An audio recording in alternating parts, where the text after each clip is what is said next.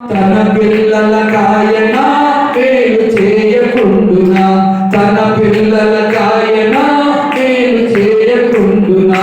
జీవము గల దేవుడు మౌనముగా నుండునా, జీవము గల చదువుల మౌనముగా నుండునా. తన పిల్లలకాయన మేలు చేయకుండునా, తన పిల్లలకాయన మేలు చేయకుండునా.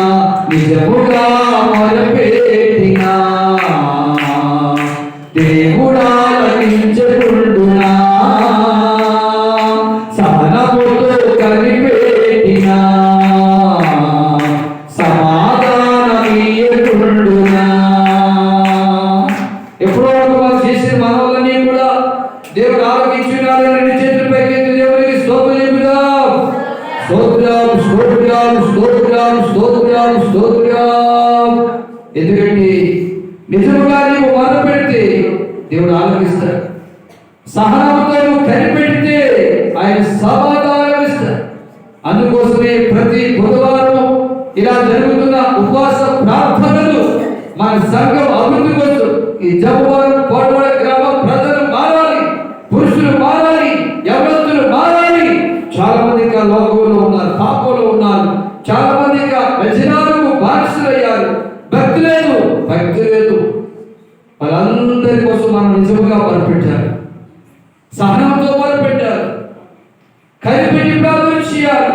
ఇప్పటి వరకు మనం చేసిన ప్రార్థనలు దేవుడు ఆలకించాడు. ఈ స్థలమందు చేయబడి ప్రార్థన మీద నా కన్ను దృష్టి నిలుచున్నది. 2వ దినవృత్తాంతాల గ్రంథం 7వ అధ్యాయం 15-16 చెప్పబడింది. ఈ స్థలమందు చేయబడి ప్రార్థన మీద నా కన్ను దృష్టి నిలుచును, నా చెవులు వారి ప్రార్థన వింటాయని ఆయన చెప్పాడు. కనుక మాట నమ్మాలి. జీవము గల దేవుడు మౌనముగా ఉండునా, తన పిల్లలకాయన మేలు చేయకుండునా, తన పిల్లలకాయన మేలు చేయకుండునా. దేవుని బిడ్డ, ఆయన పిల్లలకు ఆయన మేలు చేస్తాడు, ఉపకారం చేస్తాడు. సాతాను కీడు చేయవచ్చేమో, నీ బంధువులు కీడు చేయవచ్చేమో, నీ తోబుట్టులు కీడు చేయవచ్చేమో, నీ స్నేహితులు కీడు చేయవచ్చేమో, నీ కులస్తులు కీడు చేయవచ్చేమో, నువ్వు నమ్మిన రాజకీయ నాయకులు దగా మోసం అన్యాయం కీడు చేయవచ్చేమో. కానీ జీవము గల దేవుడు మౌనముగా ఉండునా, తన పిల్లలకాయన మేలు చేయకుండునా. ఒక్క మాటతో యాయిరు కుమార్తెను బ్రతికించిన దేవుడు, ఒక్క మాటతో ఆ విధవరాల యొక్క కుమారుడు బ్రతికించిన దేవుడు, ఒక్క మాటతో సమాధిలో 4 రోజులున్న లాజరును బ్రతికించిన దేవుడు, ఆయన జీవం కలిగిన దేవుడు.